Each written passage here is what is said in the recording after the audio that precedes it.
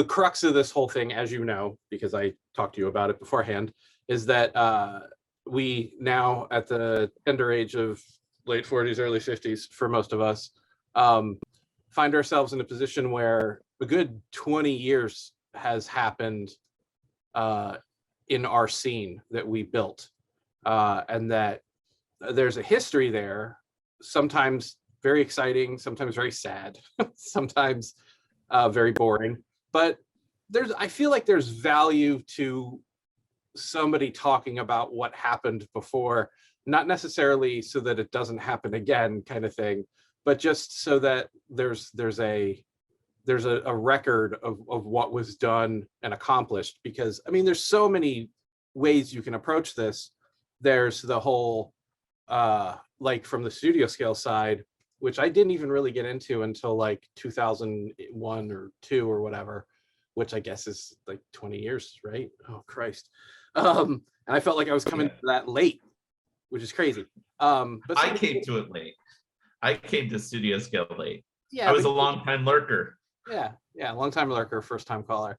But there's like 20 years of research and process and heartache that happened to get the scene to where it is now, and the scene is rapidly changing. And I know, because I've talked to people, some people are feeling weird about it, some people feel left behind, some people feel excited. But out of all of that, you start talking about like what we did, and I think like there's a lot of new blood, it seems, out of the blue all of a sudden, which is great, and they have no idea what came before. And I think there might be value in talking about that. So with that, tell me who you are and when you discovered, let's couch it as like, you know, like the scene that became the RPF for so long, because I know it started on the AOL boards and then it morphed to the RPF, and it stayed as a forum for a very long time until the dynamic with splinter groups, and you know, we can address those too, until it like turned sort of to social media and became a little more splintered, which is still kind of the fiefdoms that coalesced. I mean, that's human nature, I think. You have a party, people are going to gather in clumps at the party, whether it's in the same room or whether it's in a password protected other room. So who are you and what's your deal?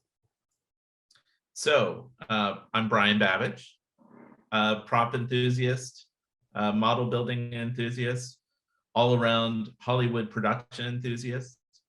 And I came to the RPF because of that love of what you see happen on screen. And I was interested in the craft that happened behind the scenes to make that all come together.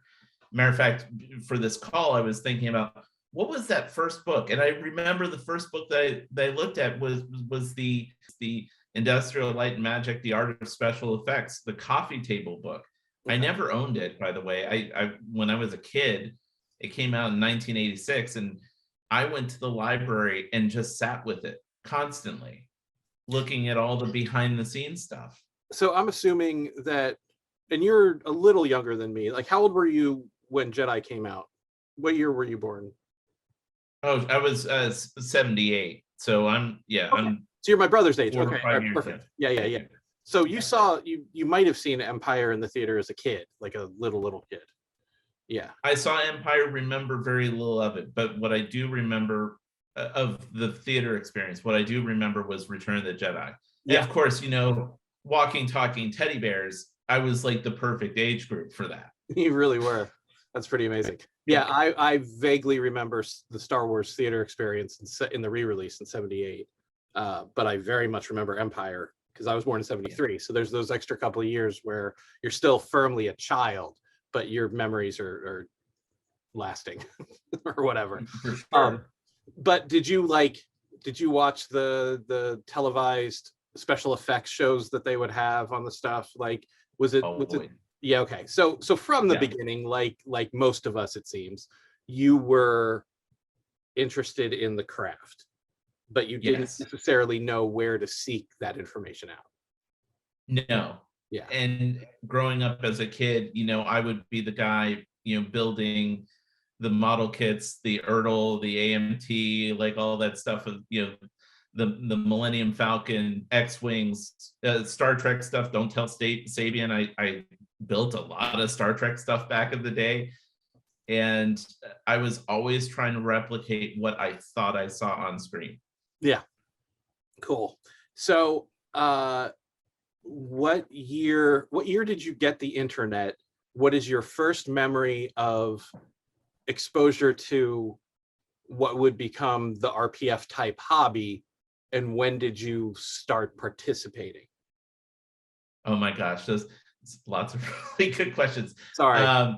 Internet, I think I had exposure to the internet back in 95, 96 with the AOL boards, right? Okay, That was my first in your exposure. home, dial up, logging Yeah. in and discovering like connections with interests. Yes. Like, yeah. Finding that X. But it wasn't until college though, when I had internet. So we're talking about, you know, 97. I was in college and I had access to, you know, internet through Ethernet. Did you find the RPF first, or did you find, like, okay, for me, I remember being in my friend John's room. We were farting around the internet. I found what I think was the proto RPF. It was an AOL board, and I specifically remember somebody saying, this is the Henksler counter box, which is what's on the side of the Stormtrooper blaster. And that opened a doorway. Like, Star Wars was coming back at that point. Like, I was getting the Power of the Force toys and crap. And I remember thinking, like, oh my God, the internet can be a tool where people can like band together and like identify the parts. But I also remember thinking, like, what a fool's errand. There's no way we're ever going to pull all that off. And just thought, like, but it's kind of cool that like somebody took the time and was crazy and discovered that thing. And then a couple of years go by. Now it's like 97. That was like 95, 96. So not too much later, I discovered the R2 Builders Group, lurked for a while, joined it. And I joined the RPF in 98, I want to say, but I did not participate for at least 6 months because it was terrifying Wild West shit. And there was clearly a lot of baggage in people's hands. And like it, and I knew nothing. And I just didn't want to be that noob like initially. So and that was on the Force.net days, right? Yeah, the Star Wars versus Titanic days. Yes. Yeah. So a quick history of that. Do you want to tell the history of that? Because I bet. No, go for it. I don't know if I even remember it. So weirdly enough, Brandon Allinger, who runs Prop Store in LA, was local to me and was like 13 years old, maybe. He was a child, teenager, but he was a kid when he essentially founded the RPF. Brandon was intense in like all the best ways. Like, you know, his family, they'd go on vacation and he would pick a Star Wars filming location, and then he'd get to and he's still a teenager at this point. A couple of years had gone by, but he was just like, 17 or whatever. And he'd go to the Yellow Pages with the production crew information that he had gotten, and found names and cold called people and found old carpenters that had worked on Jedi and would hit them up, and they'd be like, oh, I still have a Stormtrooper helmet or whatever because I hid it in the bushes, or like there'd be these insane stories. And Brandon started like he put in the time like no one else did back in a time before all the old dusty Ferraris were found in the barns, kind of thing. So he rooted out some amazing stuff. Him and Gus were really like opposite coasts, but doing the same kind of thing. So anyway, so Brandon, I think, starts it on the AOL board, and then it goes to a shared board that was like Titanic fans and Star Wars fans. They had their own forums, and it was like Star Wars versus Titanic, because that was back when people apparently gave a shit that Titanic made a lot of money in the theater, and you just like whatever. I think that's what that started as. And even back then, and I think it was run by Nikki and Cliff in those days, like managed. Yeah. It started, so they were on the Force.net days from what I remember, and then they aided in the transition to what became the Easy Board stuff when we moved to Easy Board. And then Art bought that from them, like the resources. No. So yeah, I mean, we could talk about that, but there was, so Jedi Rick ultimately took it over. I forget, Tom Spina may actually be the guy that helps fill the blanks between Nikki and Cliff, and Jedi Rick Stow. Okay. And so Rick Stow brought me into the team, the administration team there. And what ended up happening is, for years, we would be running the board, and Rick had a lot of things going on in his personal life, so he wasn't involved anymore in the day-to-day. Shortly after I came on board, he stopped being involved, and he had a lot of real-world business stuff going on because he ran multiple retail stores, and there was all kinds of and owned retail pet retail stores. Anyway, there was a whole thing going on, so we kind of ran the board, and it was a little challenging to get a hold of him. And actually what ended up happening is, for years, I financed the RPF to keep it afloat, because, Prop Store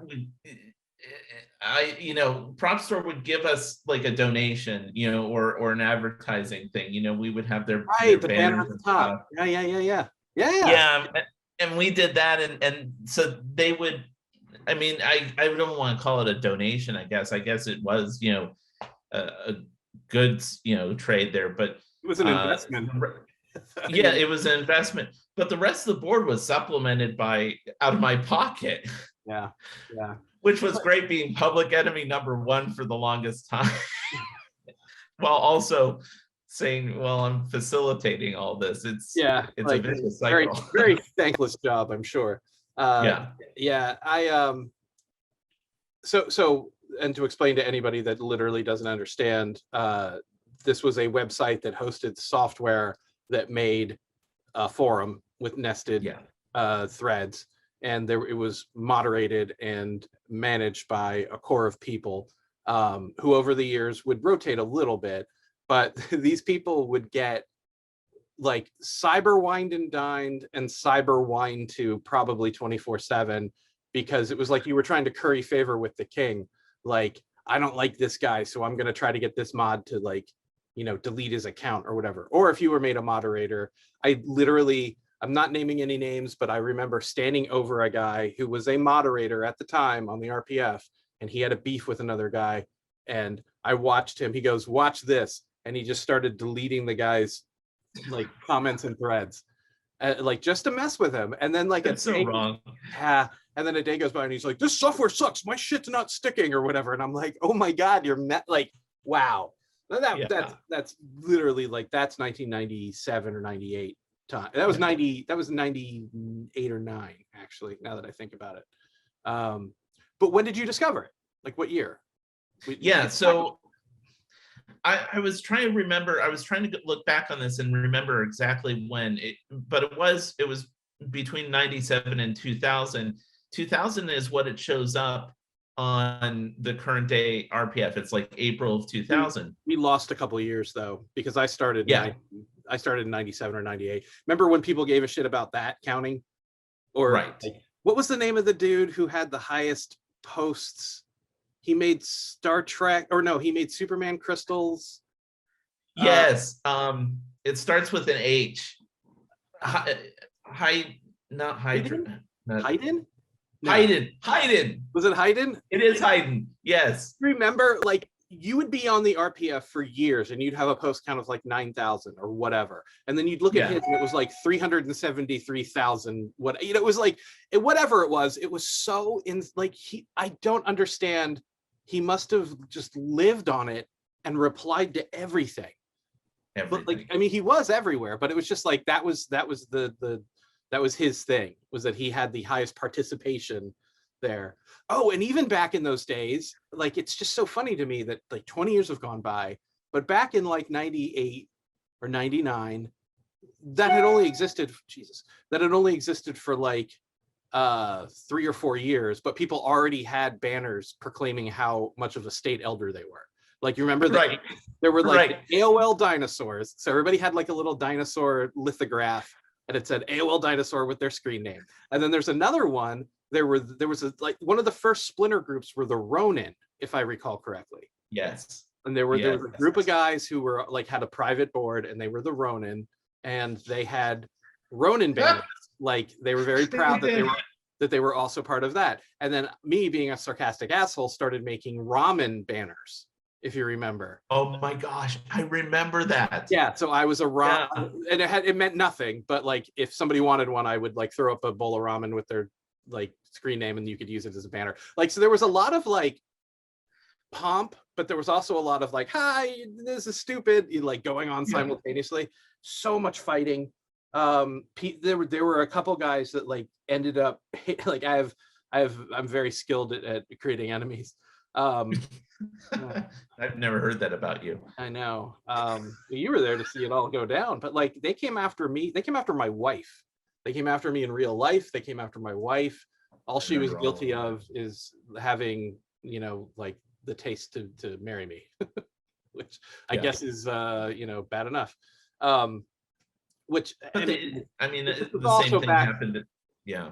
This was also back when like there was sort of like a public perception that the internet wasn't like real life, and cyberbullying wasn't even a thing yet. So I think they felt that it wasn't a big deal. But I'm like, but when you like, they treated it like intellectual sport instead of realizing that it was actually impacting real people. Yeah, the keyboard cowboys or whatever.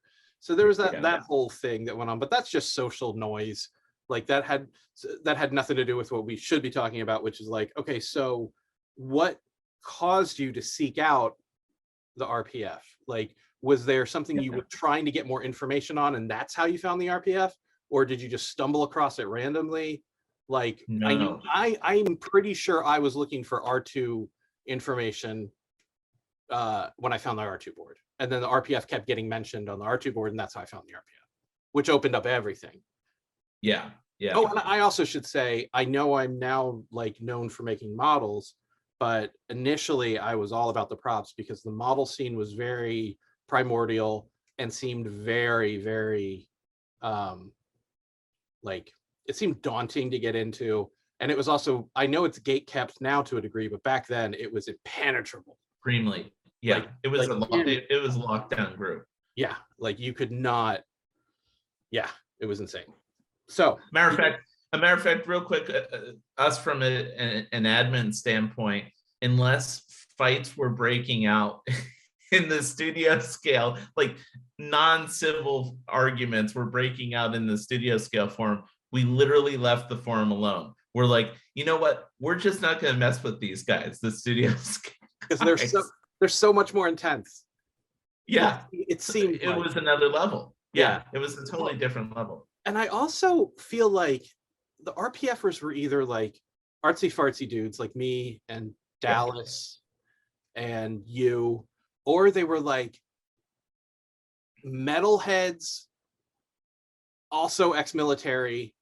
Military, like, yeah, for sure, military. Fucking intense guys. Like it was like the creatives and the almost, I don't want to say fascists, but like the way they acted was like you were in their troop or whatever, and you're just like, they had a very black and white view of the world. No, but it was a very unique cross section of groups that you would never see intersect, and here on the RPF they were intersecting, which was incredible. Yeah, it was messy and it was cool, and and it was also a weird mix of complete like sort of guys that had an interest in it and just kind of wanted to look on, and guys that were very ambitious, like I as a, you know, wet behind the ears kind of kid, very ambitious, wanted to prove that I could do the things I hoped I could do, kind of thing. And then there were the guys that were good and established and, you know, build models and then there were like the Hollywood guys. Like it was weird to be in the same room and like digitally, visually, you're on the same level as a guy that might have worked on one of the movies that you're trying to make a thing for, you know, like you were all invited to the same party, which doesn't happen in real life, like you said. Yeah, and for the longest time, they were completely under the radar. The industry people. Oh, they were too smart to, yeah. Yeah, Yeah. they were not going to say who they were, because they knew once the cat's out of the bag, they're going to get hounded to hell, for stuff. Yeah. And I also think it's interesting and never really talked about that the age group was huge. There were like probably 10-year-olds on the board, but there were also guys who were in their like 40s and 50s who had a lot of disposable income. And I remember being in my early 20s or mid 20s anyway, and not having any spare money, very paycheck to paycheck, being very frustrated seeing these display rooms these guys had. I don't consider myself a collector now. I like exorcised that demon somehow. I understood finally that I like to build things, and if it leaves the house, great. But I did collect for a very long time. I understand the mentality. I love it. I think that's a great pursuit. But I found it that the RPF probably in hindsight was very harmful to some guys who probably got into a lot of credit card debt trying to keep up with the perception that this is a normal thing to have every lightsaber that was ever made. Because some of these guys can pull it off easily, and I mean, like, I am not a rich man by any means, but I'll see a picture of something like Philip Wise's bourbon collection, and I'm like, holy shit, what does this guy do for a living, and how can I do that also? Like, Right. wow, And I you don't don't know. understand all the work and everything that went behind him being able to accomplish that. Yeah.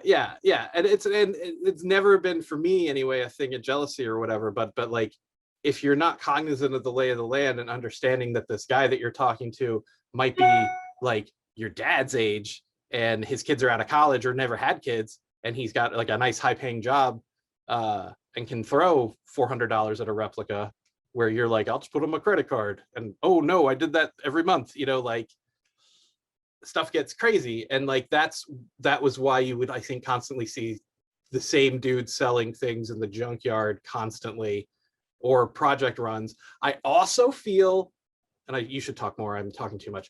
I also feel like that was a major contributing factor for a lot of guys who did project runs that crashed and burned, because they did it because they loved it, but primarily did it because they needed the money. Yeah. And also how everybody approached those project runs, and you can kind of see it in some of the business mentality of some varying degrees of success, people who went on and created these companies to offer collectibles to the market, where a substantial amount of prepaids were given to them so they could afford to go to production. And then there's a question of whether or not that product ever was delivered. Yeah, you saw that all the time, unfortunately, on the RPF. Because that type of, the type of investment and skill set needed to do a really good run couldn't be done by just anyone. Right. And I'm not trying to make an elitist comment. I'm just talking about reality. You may have the desire and the ability, but then the inability to actually execute. I mean, for me, it's only been in the last like 10 years, maybe even less, that I've been able to, if I want to do a run of decals or whatever, that I will have that disposable income ready. And I think it's Matt Munson's eternal signature line that says, don't sell something you don't physically have. Like I will not sell a thing unless I have it like sitting there ready to go. Like, because for a while I would build things on commission for guys. I never did project runs. I never did kit runs. I've helped. I to this day will help somebody with like helping to make a thing, because I just like to help. But yeah, I feel like that to this day the pre-order stuff really stings some people. And I took commissions for a couple of years, and then I got really behind for like a couple of years. Just never again. Yeah, it's a very slippery slope, even if you don't need the money necessarily, because you get excited. Everybody is really excited about the property that they're participating in crafting or making replicas or models from and of. And I think that makes us all a little like blind. in ways. Yeah, and the path to hell is paved with good intentions. Sure is. So wait, did you answer how you found it, what you were searching for? No, okay. So let's talk about, because you mentioned I'm a Matt terrible Munson. interviewer. Let's bring out the monkey so it can like sit on Brian's head. So you mentioned Matt Munson. So of course I was scouring the internet, looking at stuff, because this is a passion. It's, understanding how props are made and models are made is a passion. And I was on eBay one day, and there were some graphics for a tricorder that were being sold on eBay. And the person who was selling them was Matt Munson. He was doing a small run, and he was doing it through eBay and selling them. And I reached out to him, and I wasn't necessarily interested in the graphics itself. I was interested in the process. And this is something that you've known about me for 20 years. I'm always interested in the process. Yeah. So I reached out to him, and we started this conversation. And this is back in the day when the RPF was really small. We probably knew who all the members were. And he made an introduction, which is also the other thing that used to happen. You would kind of be sponsored by people. Yeah, I forgot about that Yeah. element. Yeah. I can't remember if anybody did that for me when I joined. What year was that? So this was before 2000. So this was somewhere between 97 and 2000. So yeah. Around the same time. I must have had somebody vouch for me or something. Wow. That's cool. Now, where did you live at the time? I was going to school in Tucson, Arizona, at the University of Arizona. Did you have prop parties available to you geographically? No.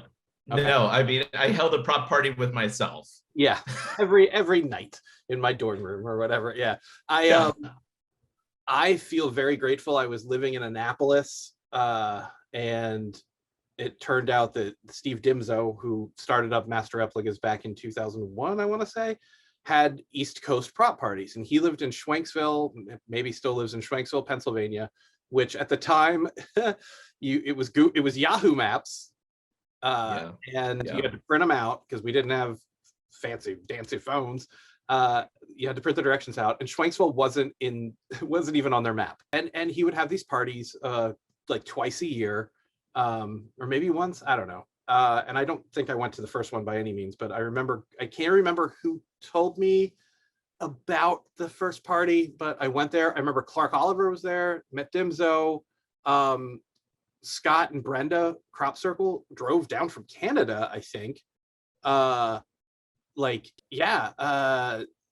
Mookie came from Rochester, New York one time. Like, people would drive for this thing. And one time, maybe more than one time, Munson flew out from California and would come to, and I'm like, how crazy is it that even back then, I mean, I feel very fortunate that I have friends all over the place, and that I have the ability, if I'm, like cognizant of that I want to do it, to save up and fly out to LA once or twice a year and see the guys, like that's amazing.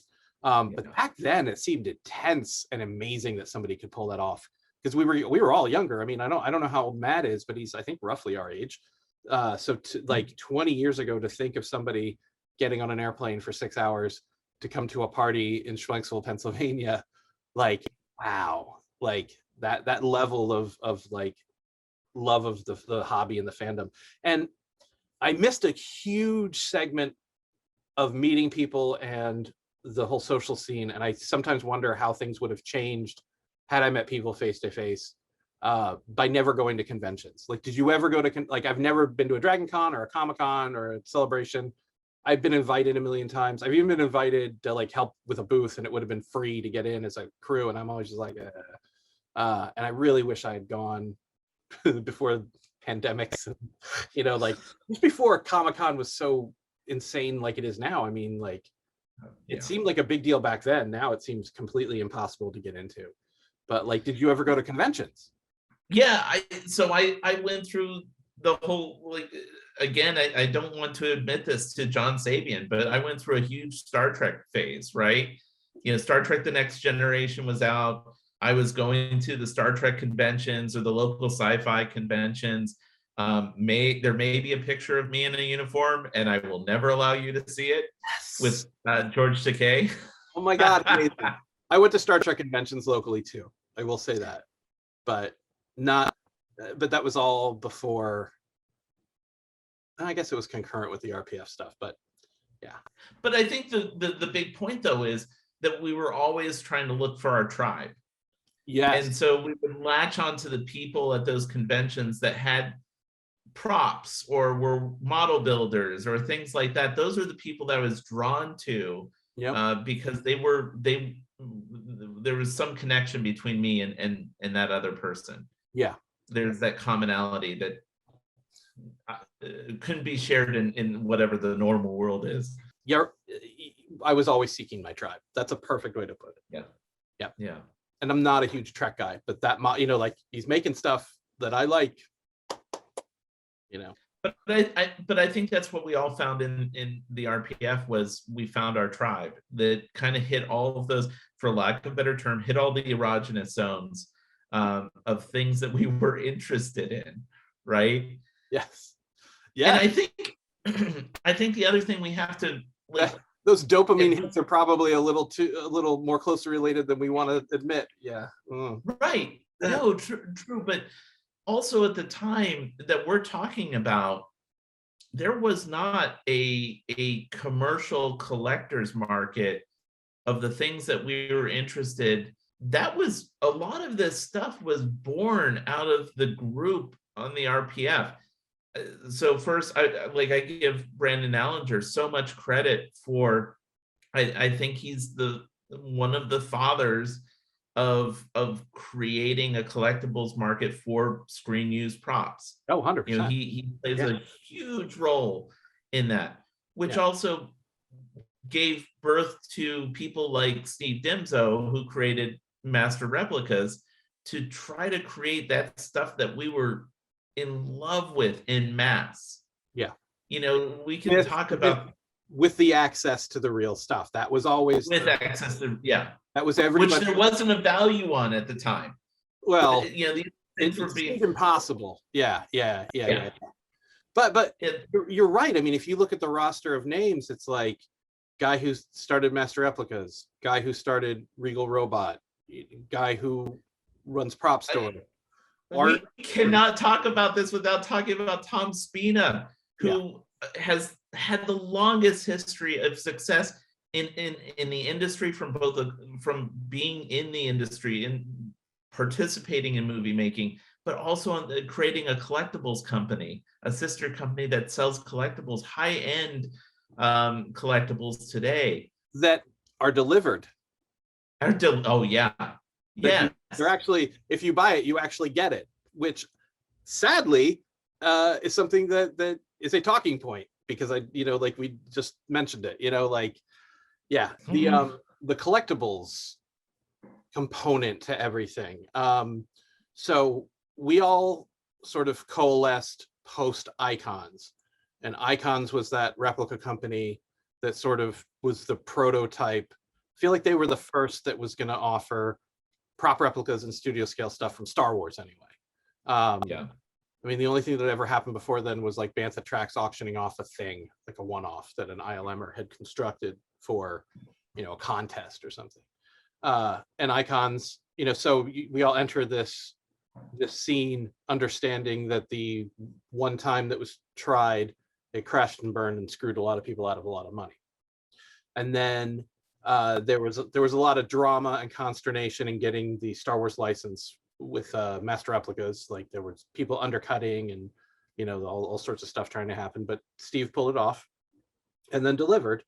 And this was all on the back of there being 3 new Star Wars movies in progress.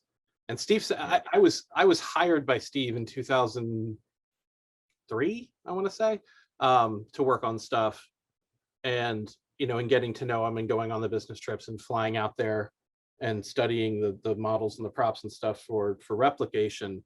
I remember him saying, like, I don't see this lasting. This can only go so long before it either gets too big or the movie's ending and then nobody wants to buy the stuff. So there was a mindset that this can't go on forever in the state that it was. You could probably reconfigure the company, but like I feel like even the companies that weren't successful, and Master Replicas was successful, I feel like even the companies that weren't successful had every intention of pulling it off. And I don't think anybody ever started one thinking like, I don't think people start businesses to fail. After MR, there was, the EFX and QMX, and there's been a smattering of companies. There were cease and desists, though. You remember the days of somebody getting a cease and desist letter saying, stop making your garage kits. Yeah. And I feel like right now, notorious for it, on the Star Trek front.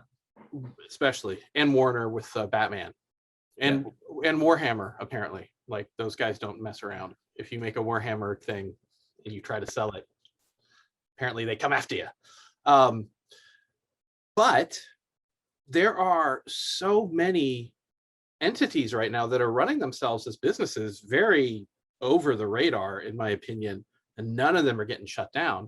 I find it very interesting that right now there's a lay of the land where there's guys operating wide out in the open, doing project runs that are completely unlicensed. Yeah. And with technology being what it is, they're making damn fine replicas. But again, on the back of 20 years of stuff that's happened. We are now living in an era where you could buy someone else's replica and just have that remade, like digital recast or just backwards engineered, because when this started, there was nothing. If you wanted to make a lightsaber, you had to machine it yourself from photos and hope you got it right. There was nothing. And I remember when the Graflex piece was discovered. I remember when all the parts to the Obi-Wan saber were discovered, and all of those things. Like, the RPF was the birthplace. There was a long period of time. So when I talk about it it was an incubator. The RPF was an incubator for a lot of things. It was an incubator for people to go into legitimate business and spin off and create a company and generate profit and bring things to a broader market.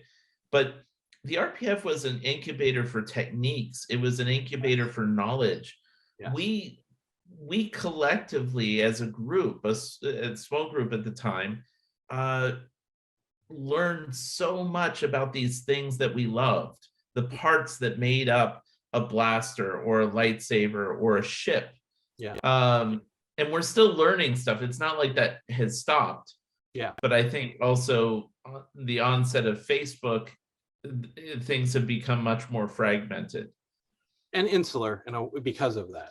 Yeah, yeah. I also think a good thing to mention is that the RPF was open-ended product development, nonstop. Yes. Open-ended product development that to this day is being utilized by people. And I guess that's the reason I wanted to start talking about this stuff with the guys that saw it happen at the time, because I feel like there needs to be more appreciation for the history of what happened, so that people understand how and why things are happening now. Yes. At the speed that they're happening. And I think what we, in my view, just looking back on the past 20 years, and it's going to sound like I'm such an old person when I say this, because you are. Yeah. Get off my lawn. Christ. There was a period of great incubation and huge discovery and a collection of knowledge and development that was taking place. And today, what I see a lot more of is less of the investigatory and archaeological type of work on a whole. And today I see a lot more replication, which is also the benefit of the onset of new technologies that we didn't have at the time. And I don't want to sit there and dog on 3D printers, because I'm a huge fan. I'm a huge fan. But I think that it has also created an instant gratification that we couldn't afford to have back in the day. We had to make some of this or find the original piece. Yeah. Just in reflecting on how that happens now, I just find it fascinating that is the norm. And I also think that like the people that take the time to invest in actually looking at blueprints and screen caps and source parts and replicating those parts dimensionally accurately they'll always make a more superior thing, whether it's a product or a one-off or whatever. But I think sadly there's so much less appreciation of that because everybody's so instant gratification. Like if I made a thing and put it out there and someone else makes the thing and it kind of looks like it, but they didn't take the time to really look at how tall different parts are in relation to each other or whatever, and they offer that STL file for free or for like $20 or something in undervalue, like the whole scene or whatever, that gets all the love. And I get it. I totally get it. It's just, it's heartbreaking. And I see a lot of my like longtime friends kind of feeling bummed about that. Like, it's like, well, like, should I even bother to do anything anymore? And I think the answer is yes, do it for yourself, number one. But like, and I also don't think like it was better back in the day. I think it's better now. I think you have so much more power and tools available to you, and the depth and breadth of knowledge is just insane compared to what it was 20 years ago. And I find it very fascinating to see how people are going to stand out going forward. Like, what is it going to take to, like make the mark, make the wave, if you will, or whatever. I don't know. The barriers of entry into our passion are a lot more affordable today than they were back in the day. And remembering how I felt as a complete new person asking questions and getting ignored, like, I think that's fantastic. I think it's wonderful that someone can come in and not immediately get flamed out of existence by some angry dude 20 years older than you, or maybe 10 years younger than you, for all you know, like typing furiously on their keyboard, and you're like, Christ, all right, we'll go back to Beanie Babies, I guess. Like, but or whatever they were into beforehand. But yeah, it's created like a weird dynamic with the old and the new, like coexisting. And I hope someone watching whatever I'm going to put together out of our conversation gains an appreciation for the hard fought battles that everybody waged to get the scene to where it is now. And I think people, I know looking at Brandon was clearly rewarded for his effort, like where he is now. Tom Spina, clearly. I feel like I am. I mean, like, I got to make a model for Lucasfilm. They came to me and asked me to make something. Like, it's not from one of the movies, granted, but that's the dream. It is the dream. Yeah. And none of that would have existed for me. I wouldn't have made the friends I made. I wouldn't have met the people I met, professional and fan, without the RPF and the internet. So I don't know, I guess it's a love letter to the RPF, as weird as that shit sounds, because it caused so much pain and heartache at the same time. Yo, that's what I was gonna say. Yeah, I don't have anything to prove anymore, and it was really weird to wake up one day. I remember saying this to Lisa, because she's like, yeah. I was like, I used to feel like I had to prove something to everyone, had to prove something to myself, and then one day I was like, I don't have to prove anything.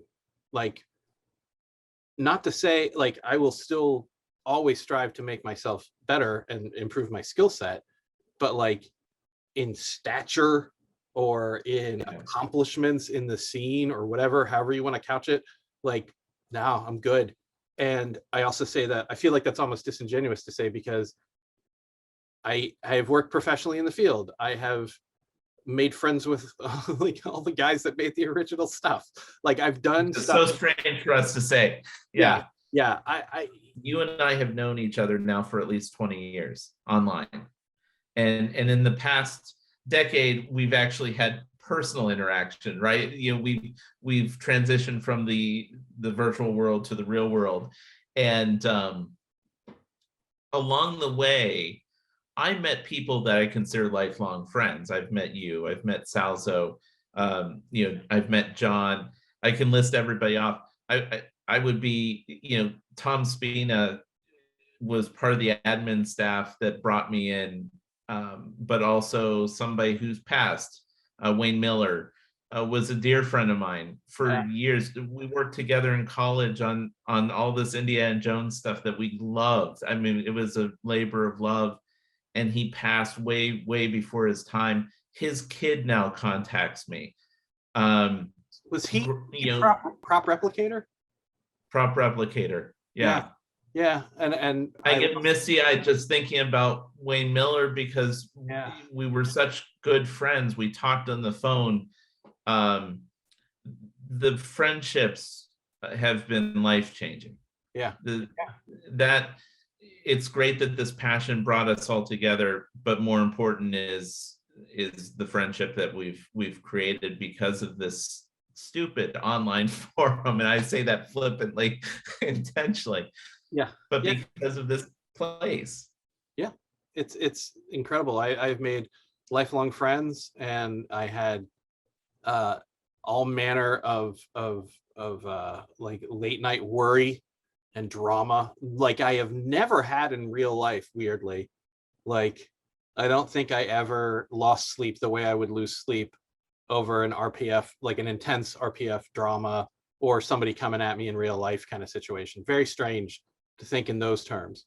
I think because there's a level of care that we have. Yeah, and I wouldn't trade any of the bad for the for the world. Yeah, all of it was not to be repeated, but certainly not regretted, I guess. Even in a mistake, you can like find a positive thing if the mindset is correct. And nowhere else than on the RPF 20 years ago would someone point out your mistakes so thoroughly. Like, it was a crucible in a lot of ways, besides being an incubator, like you had said. I feel like, yeah. But it made me want to be better. Yes, it lit a fire that is for still myself. clearly raging in all of us. Yeah. Yeah, man. So good. Is that good for a first start? Great. Cool. Yeah. Cool. Right, yeah, it was very good conversation.